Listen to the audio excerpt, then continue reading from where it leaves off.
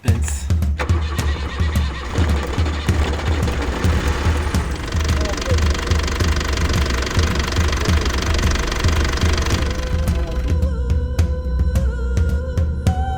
Vous avez vu l'intro, donc c'est génial, c'est reparti pour l'aventure. On avait confiance, mais c'est toujours mieux quand on vérifie que ses espoirs se réalisent.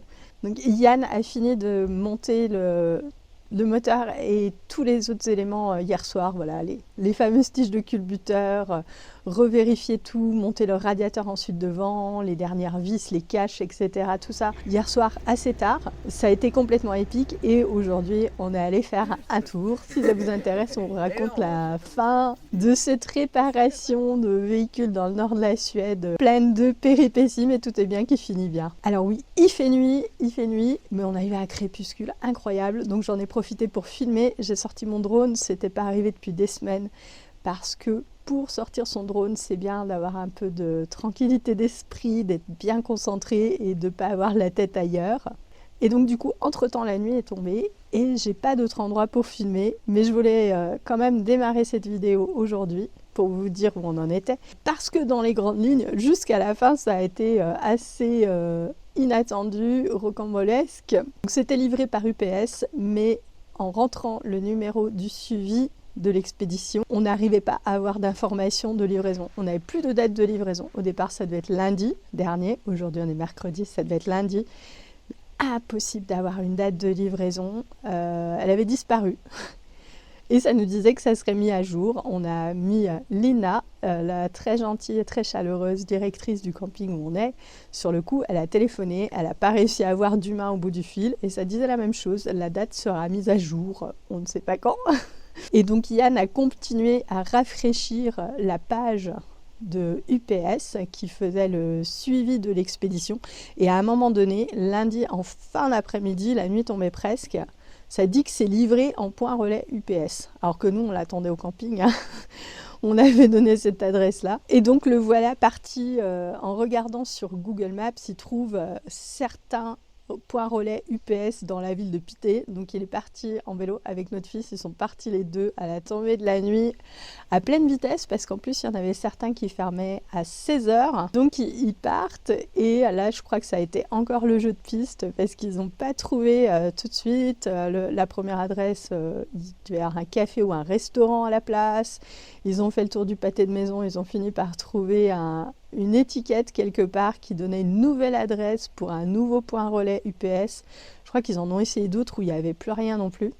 Et à la fin, ils se sont retrouvés dans une station-service. Tellement on était allé chercher le gaz en vélo pour ceux qui avaient suivi. C'était épique ça aussi. On allait 2 fois remplir le gaz en vélo à cette station-service. Et donc là, alléluia, le colis était là avec les tiges de culbuteur. Énorme soulagement déjà de l'avoir. Alors le temps qu'il rentre, il faisait nuit, donc il a démarré l'installation seulement le mardi matin. Mais ensuite, ça a été assez rapide. On les a! Les tiges des culbuteurs!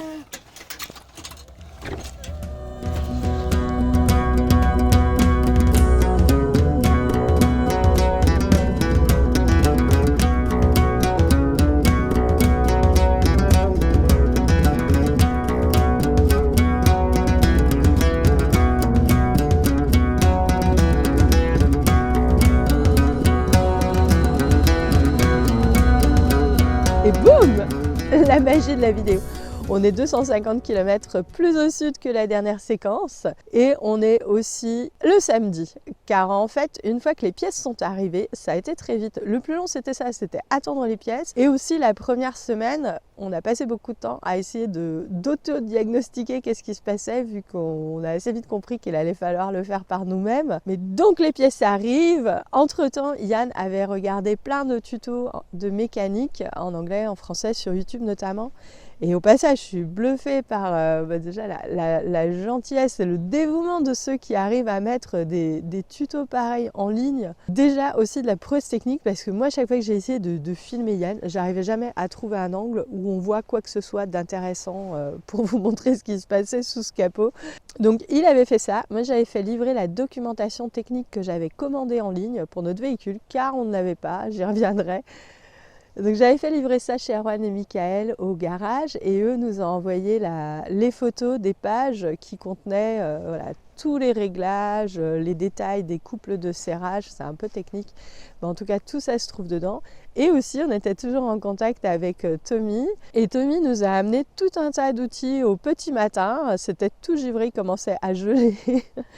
Donc il est venu avec tout un paquet de petits outils dont on allait avoir besoin, des clés, des rallonges pour les clés pour accéder aux endroits inaccessibles, des embouts. Donc voilà, en fonction de la liste qu'il avait fournie Yann, donc il y a des choses qui venaient de la boutique, il y a des choses qui venaient de l'atelier de la boutique, il y a des choses qui venaient d'amis à lui, des trucs perso. Donc il avait mis tout son réseau en branle pour nous trouver ce qu'il nous fallait, pour qu'on mette toutes les chances de notre côté. Il était quand même impressionné par l'état des tiges de culbuteur et par ce drôle de modèle de moteur Ford. Donc voici les fameuses tiges de culbuteur. Certains se demandaient qu'est-ce que c'était, donc voilà. Donc Yann s'y est mis et pour 15h30, et bah... La batterie elle s'est chargée. Ouais, je pense. Suspense.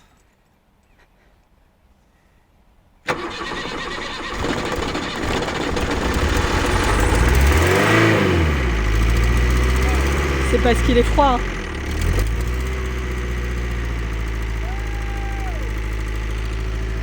fume, mais Bah, il n'a pas roulé depuis... ça fait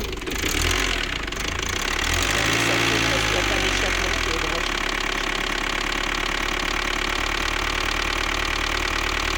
Alors là, c'était le premier essai moteur. Ça veut dire qu'il y avait plein de pièces qui n'étaient pas remontées à l'avant. Il n'y avait pas, par exemple, bon, le plus gros, c'est le radiateur, mais pas que. Il manquait des caches, des structures métalliques qui ensuite tiennent le tout.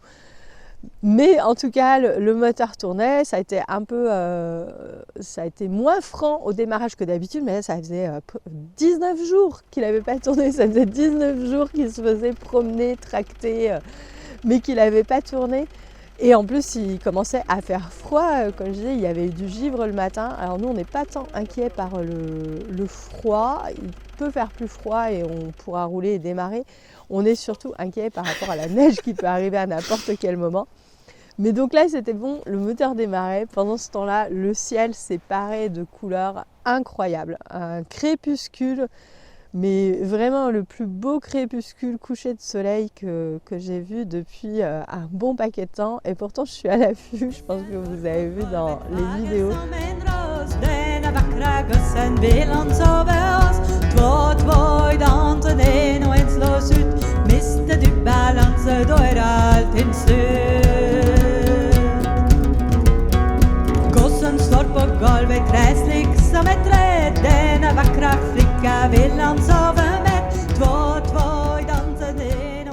C'est comme si le ciel et les nuages célébraient avec nous la joie et le soulagement de voir enfin arriver le dénouement de cette drôle d'aventure. On a aussi envoyé des messages à droite à gauche, téléphoné. Erwan et Michael, on les a appelés en direct au garage. Bon, ils étaient contents, hein. Je pense que là, ils étaient avec nous depuis presque 3 semaines sur ce truc-là. Ils s'étaient investis, donc ils étaient super contents. La famille, les amis, Canal Telegram, voilà les endroits où on communique un peu plus rapidement que par vidéo. Du coup, je mettrai les liens d'ailleurs si ça vous intéresse.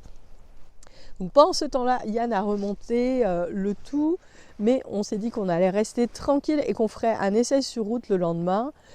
Quand il ferait meilleur, quand il ferait pas nuit, parce que bon, normalement tout était bon, mais bon. Et donc le lendemain, on est retourné voir Tommy à Lightis, le magasin de pièces auto, déjà pour rendre les outils, mais surtout pour le remercier chaleureusement. C'est quand même une très très belle rencontre. S'il fallait retenir certaines choses, ça c'est une très très belle rencontre. On se reverra, c'est sûr.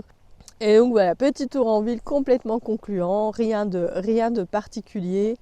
Et donc là, on a repris la route du sud car figurez-vous que le bateau qu'on a réservé, donc on prend le ferry pour l'Allemagne à l'extrême sud de la Suède, c'est mercredi prochain, mercredi 22 octobre, parce qu'on joue le vendredi ensuite dans le centre de l'Allemagne, à Fritzlar. Donc il y a encore pas mal de routes, donc il était temps pour cette raison-là aussi. Initialement, quand on est arrivé au nord, en fait, on voulait faire quelques vallées et notamment aller jusqu'à la ville de Jokkmokk. peut-être Arvijor aussi, mais Jokkmokk surtout, il y a un très beau musée consacré à la culture Sam qu'on avait visité il y a 8 ans, mais j'aurais beaucoup aimé le revoir déjà parce que ma perspective sur la culture Sam a évolué et peut-être que le musée aussi. Mais voilà, c'est parti remis, ça sera pour une autre fois car il y aura une autre fois. Donc sinon en attendant, du coup sur ces quelques jours, on a aussi finalisé la vidéo de la reprise de Massive Attack du titre Teardrops, sur lequel on a mis l'adaptation en breton d'un poème palestinien du poète Mahmoud Darwish, dont le titre en français pourrait être N'oublie pas ou pense à ceux. Je vous mettrai des liens.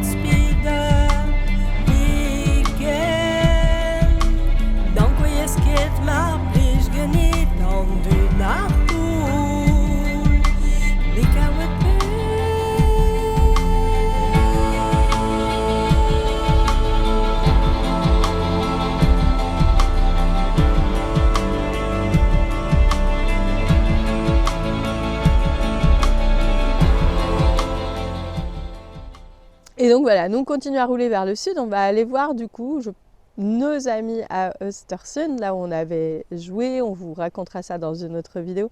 Mais en tout cas, on a appris beaucoup de choses sur cette aventure déjà, et je pense que c'est valable pour beaucoup de gens en fait. Souvent, on n'écoute pas toujours les bonnes personnes, il y a toujours un petit doute. Alors nous, vous remarquerez qu'on s'est rattrapé assez vite.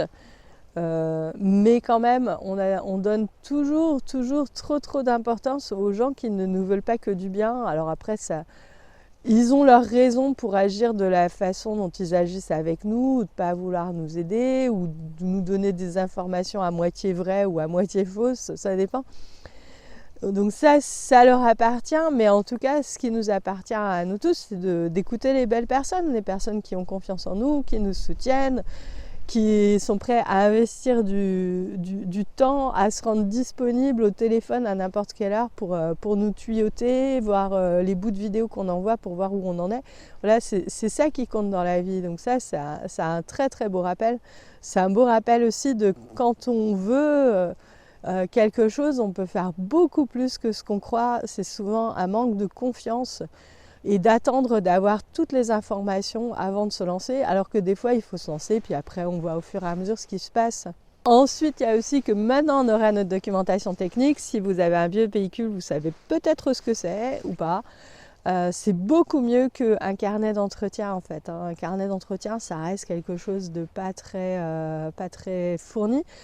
Il y a certaines documentations techniques qui ont même des cotes des pièces pour pouvoir les refaire si jamais elles cassent et qu'elles ne sont pas trouvables. Donc c'est assez précieux. Donc si jamais vous n'avez pas ça dans votre boîte à gants, faites une petite recherche, ça peut vous faire gagner du temps. Et enfin aussi, on se félicite une fois de plus d'être chez Groupama. On n'est pas sponsorisé, hein, mais donc habituellement, si on appelle avec une question sur un contrat, on va appeler à l'agence locale vers chez nous et on a une interlocutrice qui répond à nos questions. Et quand on est comme ça en voyage et qu'on a besoin d'une assistance, on appelle Groupama Assistance et on a toujours un humain au bout du fil qui a des réponses, qui a des pistes, qui a des informations, qui a à chaque fois qu'on a quelqu'un, c'est toujours des personnes avec une grande capacité d'écoute, de compréhension, d'analyse de la situation. Et je pense qu'à notre époque aussi, c'est important de se rappeler, c'est les humains qui font que la vie est belle et qui résolvent les choses. C'est pas que les machines. Et on peut faire un beau parallèle avec UPS où on n'a jamais réussi à rejoindre un humain. Donc il y a eu une erreur de départ et ensuite c'était irrattrapable puisqu'on n'arrivait jamais à joindre personne pour lui expliquer la situation. Ouais, choisissez des entreprises, investissez votre temps et votre argent dans des expériences où il y a des humains aussi. Et en parlant d'expérience et d'humains, vous les humains derrière votre écran, on vous remercie pour vos super commentaires. Si vous voulez en laisser d'autres, c'est avec joie. La route est encore longue jusqu'au sud. À bientôt dans une prochaine vidéo. Kenavo, Ken Tatro.